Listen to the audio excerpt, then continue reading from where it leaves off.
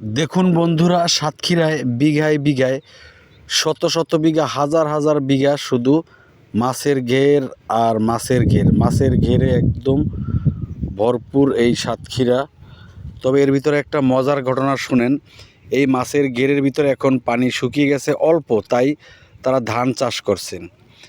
এই ধানটা কেটে মানে পাকলে কাটার পরে আবার এইখানেই মাছ চাষ করবেন। তার মানে এই ঘের বসে থাকার জন্য না, একের পর এক এখানে মাছ চাষ অথবা ধান চাষ দুটোই করা যায়।